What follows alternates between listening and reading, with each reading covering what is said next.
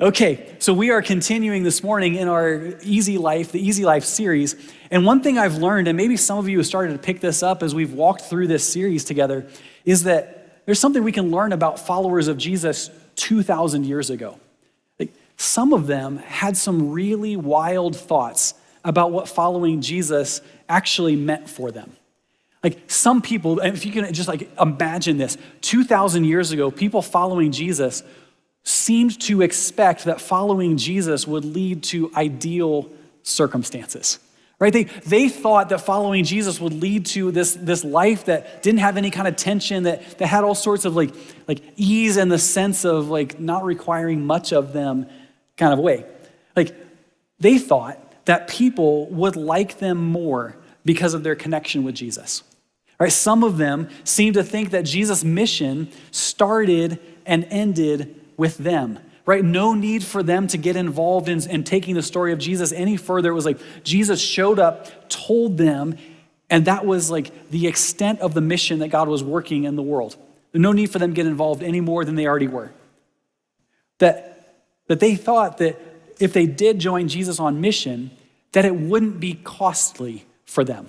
Right, that it wouldn't cost them a lot. It wouldn't take a whole lot of effort on their part. It wouldn't require much of them. They thought, some of them, at least some of them thought, they wouldn't have to deal with doubt, like their own doubts or the doubts of others. Because remember, they were starting this mission. They were engaging with Jesus at a time when Jesus was going across the areas where he was and he was healing people, and he was raising people from the dead. He was doing extraordinary miracles. And so crowds were forming, and people were in awe of what Jesus was doing. And so people following Jesus, who would then maybe be sent out on mission, thought, we're going to follow Jesus. And how could anyone doubt based on what they have already seen and observed about what Jesus is capable of doing? The question is, how do I know that some people thought like this 2,000 years ago? By listening to Jesus deal with their expectations. Well, listening to Jesus work through the expectations that people seem to have, and by speaking correctively into a set of expectations, we can understand, without hearing what their expectations were, what Jesus was confronting and what he was trying to correct along the way. But man, wouldn't it be great if 2,000 years ago Christians that were thinking in those ways were right? That it really is doesn't require much of us. That actually it is about ideal circumstances that we could expect as we follow Jesus to lead to comfort and ideal circumstances for us. Feels like the pitch would be really simple as we tell the story of Jesus. It's like, look, accept Jesus, and life will just continually get easier and easier and easier. Right? I can't even hardly say that with a straight face. Follow Jesus, and there will never be tension, and you will never have to struggle. You'll never have to go through hard things. Life will just sort of unfold before you as you just work your way towards eternity with God. It's going to be super, super easy. What if reality would just sort of bend to meet our expectations? Because here's the thing, we know that when reality and our expectations collide and they don't seem to match each other, that can really mess with our heads. That can really help, really change the way we see what's in front of us. I think about this sort of life and these ideal sorts of circumstances. What if the call was to find this porch on the front of a cabin that was in an incredibly scenic place and had this rocking chair on it? And you could just sit in that rocking chair and just take in the view of the mountains and just this is the life that God has called me into. I feel if that was the call, I could be mostly successful at doing that. That would work pretty well. Take a hike when you need to take a hike, but mostly just sort of take it in. That if God would just call us to ideal circumstances. The problem is, our ideal circumstances aren't ideal for two really, really important things in life. One, our spiritual growth, right? Ideal circumstances are not ideal for us to grow spiritually. It's in the tension and in the struggle and in the things that don't go exactly like we're expecting them to go that God forms us and shapes us. our spiritual growth, and mission. Like mission does not take place in ideal circumstances. It's not like people who need to hear the story of Jesus, who need to hear the good news, are hanging out in our ideal circumstances, just waiting for us to show up and enjoy ideal circumstances near them so they can see Jesus clearly. Mission doesn't work like that. The call doesn't work like that. So on the front end of this conversation, let's start with one big, clear expectation. The easy life is lived in hard places. The easy life is lived in hard places. Right? We can be at ease in our relationship with God. And we can be at ease with the mission, with all that might be required of us, because we are at ease with God, even when it gets difficult, even when that call takes us to hard, unexpected kinds of places. Jesus, in so many ways, in this part of the conversation, has his disciples huddled up, and he's preparing to send them out on their first missionary journey. But he's saying, before you go, let me help you understand what to expect. So we're picking up right where we left off last week. We're picking up in this conversation. Jesus has been talking, as we trace the conversation, he's been talking about trust and how he's going to take care of his disciples, how he will provide for them, and what life will look like for them as they set out on this very first missionary journey that he's been preparing them for. And so this part of the conversation actually starts out with such promise. It even starts actually with a word that is like a really good Bible word. It starts with this. It says, behold, I am sending you. Behold, like that's like a Christmas Bible kind of word. We think of like behold, Jesus has shown up. It's like a Christmas Bible word. Like we don't use that word anywhere else really in normal conversation. But behold, I am sending you. I am sending you. This is a key move of discipleship. Actually, when Jesus first engaged the disciples, first began to invite them into life lived in relationship with him, he made an invitation to them. He said, come, follow me, and I will send you out. And there's more to the conversation, but that was the core of the conversation. Come, follow me, and I will send you out. So the three key moves of discipleship wrapped up into one simple invitation. And so for the disciples, they're experiencing this conversation with Jesus here in the middle of Matthew 9 to 12, this easy life conversation. And as they're having this conversation, it's like the conversation has now come full circle. Jesus is saying, I will send you out. And now he's saying, I am sending you out.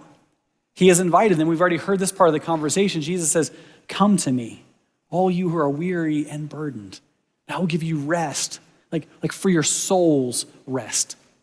And then all along the way, as we see Jesus do what Jesus has been doing and these miracles that he's been accomplishing, that we look and it's like his disciples are following after him step by step by step. And then now he looks at them and he says, behold, I am sending you. And it's full circle. It's like the promise and the invitation has now been fulfilled. Jesus has met the expectations that were established with the very first invitation that he extended to the disciples, which would then be very tempting for us to take this part of this first verse in this conversation and say, it's time to roll the credits. Like Jesus has done what he said he was going to do. He said, come follow me and I will send you out. Now he's invited them to come. They have followed him and now he's sending them out. And yet Jesus doesn't stop just with the sending.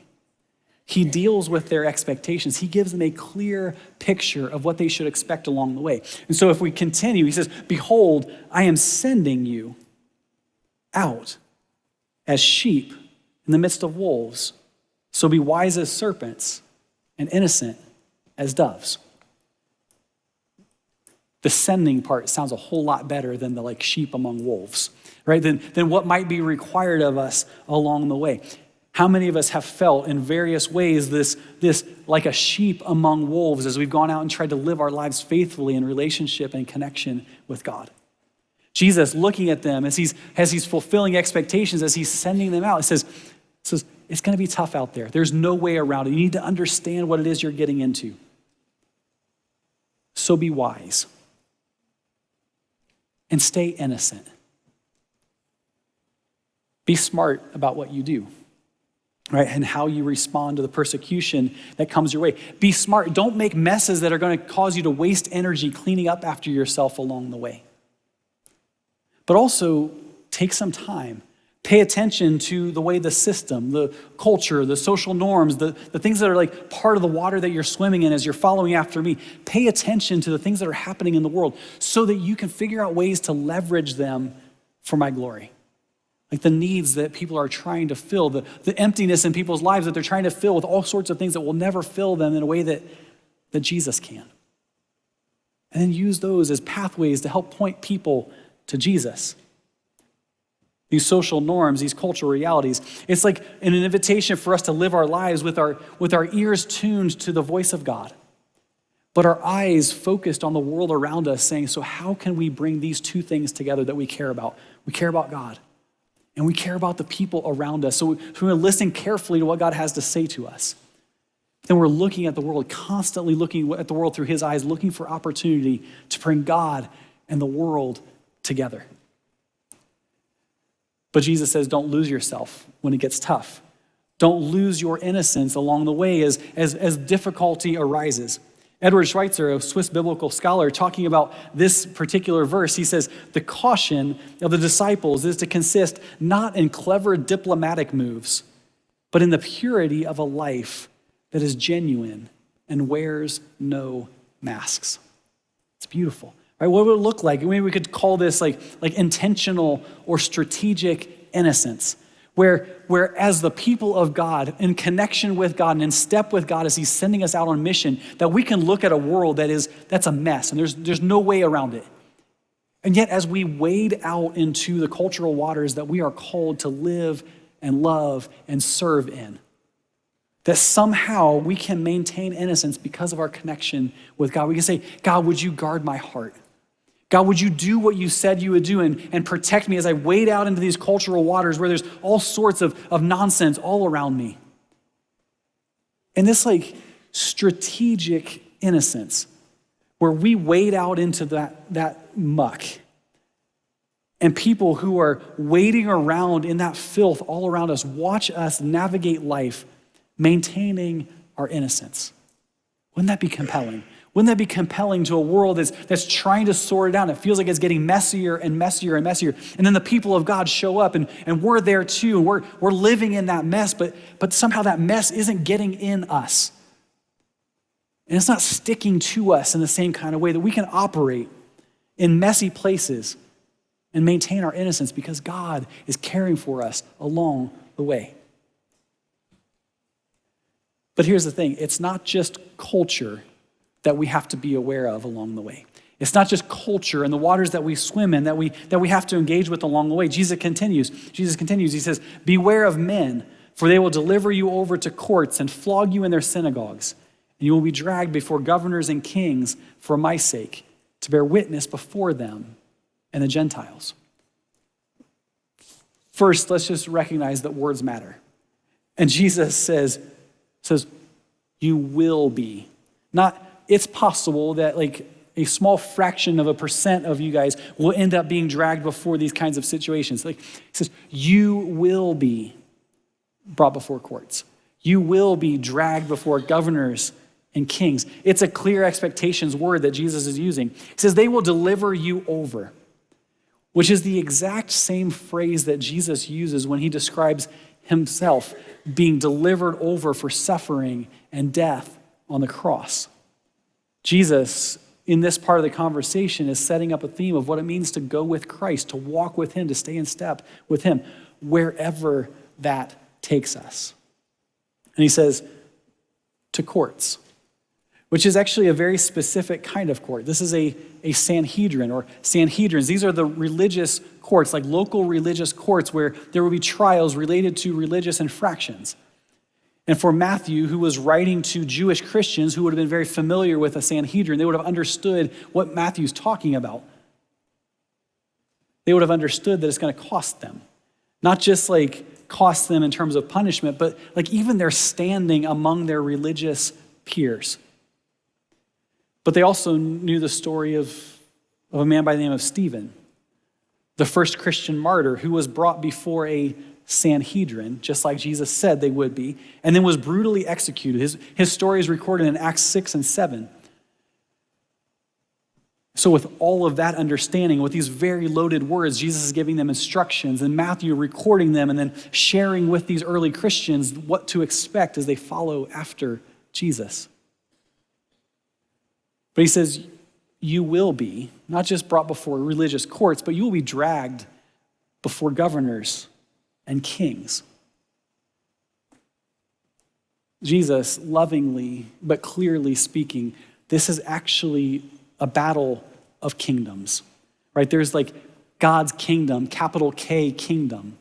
And then there's the kingdoms of this world who are overseen by governors and kings.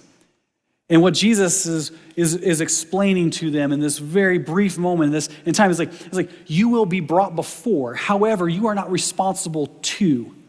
You are not called to align with. It's God's kingdom over all.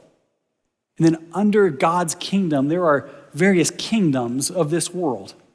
And so when you're dragged before a governor or a king, and they're trying to make you align with them, you say, we actually don't do that.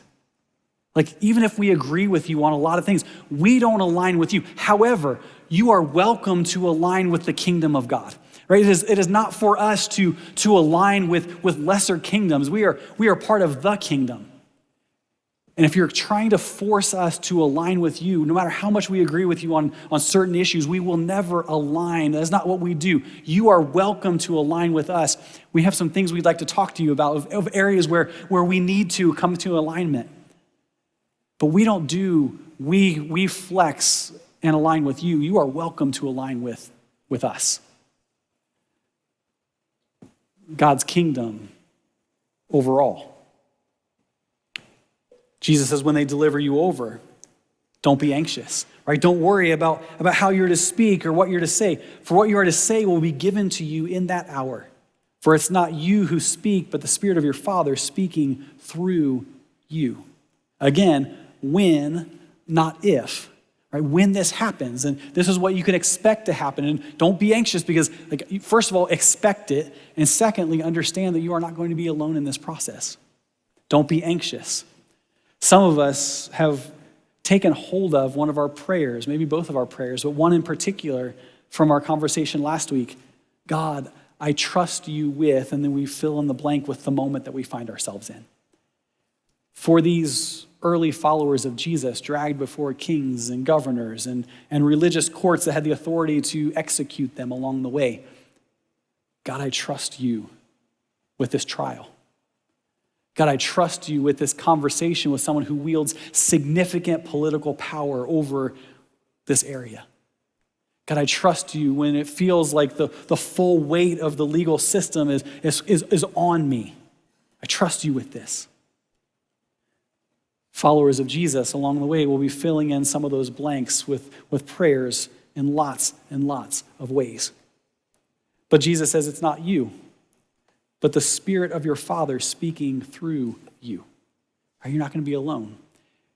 But it's so beautiful because Jesus actually takes it a step further. He doesn't say, it would be really maybe helpful for us to think we're being bullied and pushed around and persecuted. We're being brought before this court that's designed to make us feel very, very insignificant.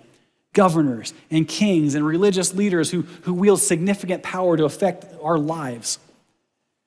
And it would be really tempting to say, God, I need you to just show up really, really big. I need to be reminded that the God of the universe, the one who put all of it together and holds all of it together, who no one on earth has authority except which is by what delegated from him.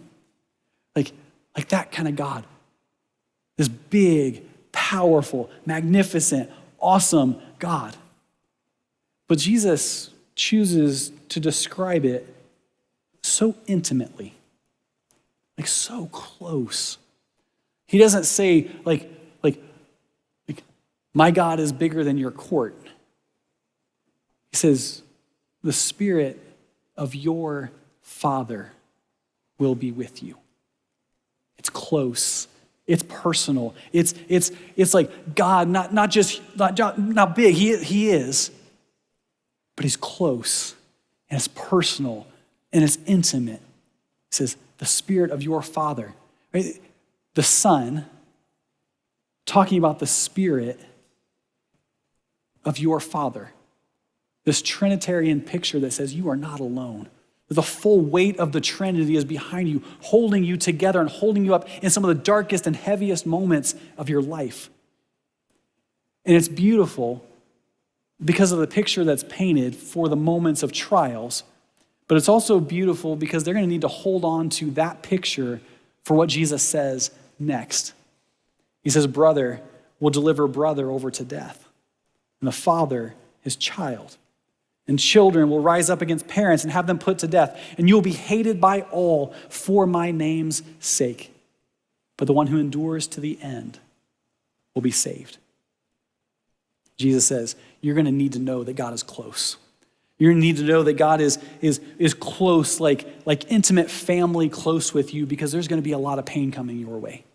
People who are close to you will abandon you. People who are close to you will give up on you. People who are close to you will betray you in all sorts of ways. Expect to be hurt by those closest to you. Familiarity makes it hard to see transformation. Some of us have experienced this as God has gotten a hold of us. People who are close to us, it's like they're too close to see how radically we've changed. It's like they know us and they know the mistakes that we've made and the things that we've done and how we've approached life. And like we're different. And yet it's like they can't see it because they're just like too close. And so it's like they're doubting the transformation that's happening because they're like just right there with us. And it's hard to see transformation when you're that close. But Jesus isn't just preparing the disciples for this one missionary journey. He's preparing the church, right? Us and all the generations leading to us and all the generations that come after us, preparing us for all that's yet to come. Because Jesus is describing not just the things that they will experience in the coming weeks on this first missionary journey.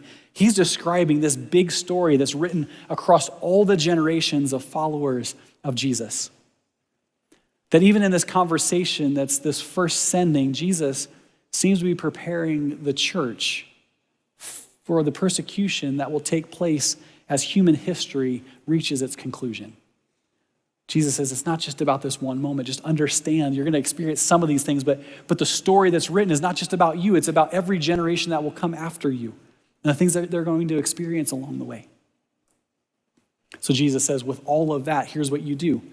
When they persecute you in one town, flee to the next. For truly I say to you, you'll not have gone through all the towns of Israel before the Son of Man comes. Jesus actually isn't particularly worried about persecution stopping the movement of Christianity, right? We would worry like, oh no, we're being mistreated and persecuted. Who would ever sign up for that? How could the gospel ever spread with that kind of hardship that's being promised to us? And Jesus is not concerned about that. He's concerned about what we experience, but he's not concerned about persecution stopping the mission of God. It says the gospel spreads even when God's people are persecuted. It's a hard truth. It's hard for us to process because our tendency is to stay where we're comfortable. Our tendency is to hold on to the ideal circumstances that we find ourselves in. But the mission isn't about ideal circumstances. The mission is not fulfilled in ideal circumstances. Listen to how things played out. We talked about Stephen just a moment ago. Listen to how things played out in the aftermath of Stephen's martyrdom. Acts 8, verse 1 to 8. I'm just going to read it over us. It says in this, and Saul approved of his execution. Saul becomes Paul after a radical transformation. God uses him to spread the gospel all over the place, writes half of the New Testament. There's lots and lots of things that God did through Saul. But in this moment, Saul is persecuting the church, doing everything he can to stamp out Christianity. It says, and there arose that day a great persecution against the church in Jerusalem. They were all scattered throughout the regions of Judea and Samaria except the apostles. Devout men buried Stephen and made great lamentation over him. But Saul was ravaging the church and entering house after house. He dragged off men and women and committed them to prison. It'd be easy for us to imagine that that's the end of the story of Christianity. Right? It's being ravaged. house by house, people being dragged off to prison, the people who are leading the church scattered. But now those who were scattered went about preaching the word. Philip went down to the city of Samaria and proclaimed to them the Christ. And the crowds with one accord paid attention to what was being said by Philip. And when they heard him and saw the signs that he did, for unclean spirits crying out with a loud voice came out of many who had them. And many who were paralyzed or lame were healed. So there was much joy in that city. Persecution did not stop Christianity. Persecution did not stop the church. It's like they were trying to stamp out a fire, and the more they stamped, the more it spread. It's like actually what you're doing to try and stop us is causing this to spread faster and faster and faster. Persecution didn't stop them at all. Actually, it doesn't even say that the church paused to even fight back against persecution. They didn't stop to deal with persecution. And they didn't stop because of persecution. That none of it stopped them from pursuing the mission that God had placed in front of them. So they just went to the next town, and the next town, and the next town. We are an unstoppable force when we realize that we are, in fact, an unstoppable force. So here's the mentality that helps us get there. Jesus, in this final statement, in this section of this conversation, says, a disciple is not above his teacher, nor a servant above his master. It's enough for the disciple to be like his teacher, and the servant like his master. If they've called the master of the house Beelzebul, then how much more will they malign those of his household? Some scholars point to this moment in this conversation with Jesus, that it's poetic. Actually, the form changes from narrative, Jesus giving instructions about things and pointing to the future and helping them understand what to expect, to this very easy to memorize set of 3 statements that's poetic, that the disciples could have carried with them, that followers of Jesus could have carried with them along the way. So as they're going from town to town, being persecuted and fleeing from persecution and going in and doing extraordinary things in the name of Jesus, that they could have been going and saying, the servant is not above the master, the student not above his teacher, a disciple is not above his teacher. It is enough for the disciple to be like his teacher.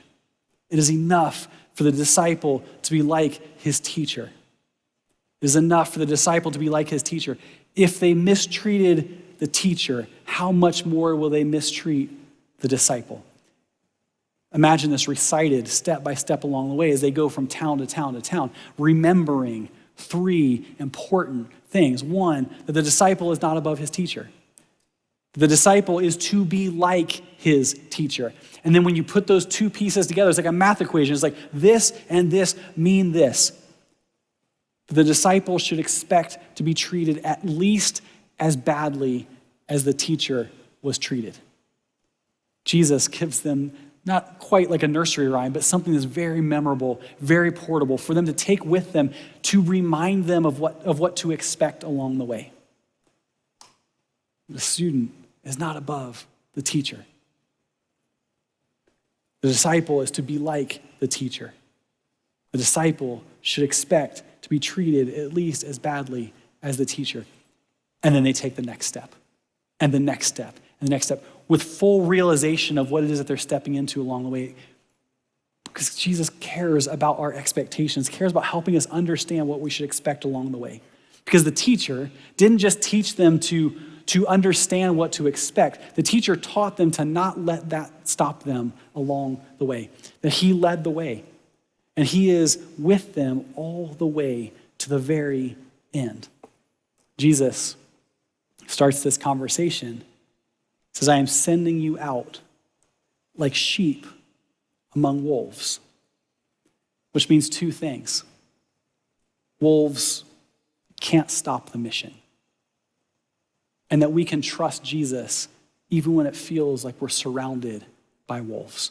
Like our lives are at stake, like our livelihoods are at stake, like everything around us feels dangerous and escalated. That's like the persecution is everywhere. It's not just like Goliath in front of us, but it's like we're circled by wolves. That can't stop the mission. Jesus says, I know what it is you're being called into. And that's not going to stop me from sending you. That's not going to stop me from being with you and leading you and caring for you and working through you along the way. We can live the easy life, even among the wolves. Remember this tension: the easy life is lived in hard places. Maybe for this conversation, we could say the easy life is lived among the wolves. So how do we live at ease when we're surrounded by wolves? To live at ease means that primary relationship of our lives is in the right order. It's in the right place. We are at ease with whatever's in front of us because we're at ease in our relationship with God. So the mission and the call and the steps along the way, it's all done and operated in response to a relationship with God that puts us at ease. And so Jesus starts with our expectations. We'll close with 4 foundational expectations. The first is this: expect to be rejected. Or expect to be rejected. Don't be surprised when people who are even really, really close to us reject what we have to say when we talk about Jesus. And so if we go into conversations, if we go into situations expecting that we will be rejected, expecting that even the people who are closest to us might wound us the most deeply, that we can go into it, we won't be surprised when we're rejected. And when we're not surprised by the rejection that we experience, the rejection won't stop us from continuing on mission. Expect to have to endure. Or expect to have to endure. Never give up. If not in like this particular conversation, because the person in front of us is worth enduring for. And as Jesus leads us and as God prompts us to have conversations with people around us, that say like it might not be the first conversation, it might not be the first moment or the first experience in relationship with someone where they fully see who Jesus is and what he's done for them. But we keep at it. And when we expect to have to endure, then when we have to endure, it doesn't throw us off or cause us to stop. We say, look, I knew this was coming, but I'm here for it because Jesus told me to expect this. Expect to struggle, which means then we aren't surprised by the struggles that come our way. And the struggles that come our way don't stop us from following through on the mission that God has placed in front of us. When we have expectations properly ordered and properly understood, then we can experience the hard things and it doesn't stop us. That we keep moving, that it doesn't stop the mission, just like the mission wasn't stopped by persecution 2,000 years ago. But recognize that struggle, that hardship, that the need for endurance, that rejection, all of these things don't mean distance from God. Actually, the opposite is true. So many of those ways that we're treated, so many of those things we experience help us actually see how close God is to us. We're in step with him. And when we experience the kinds of hardship that Jesus himself experienced, then we shouldn't be surprised that we're close to him, if we're being treated like him. Because the fourth expectation is the piece that holds all of it together for us. Expect God to be with you. Right, we can expect struggles. We can expect hardships. We can expect to have to endure and rejection. But in all of it, expect God to be with you. It's what Jesus said he would do. He said, my Father, your Father, will send his Spirit to give you the words to speak, even in the most terrifying moments of your life. God is with you.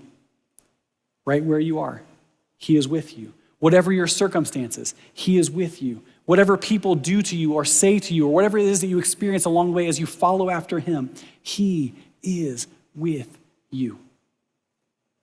The easy life is lived in hard places, but that doesn't mean we walk it alone. He is with us. So in just a moment, we're going to spend some time celebrating communion together. And as we do that, I would just invite you to look at this as an invitation to take our eyes off of the things that are surrounding us and to fix our eyes on God, to lay down the expectations that we have for our lives so that we can take up our calling in him.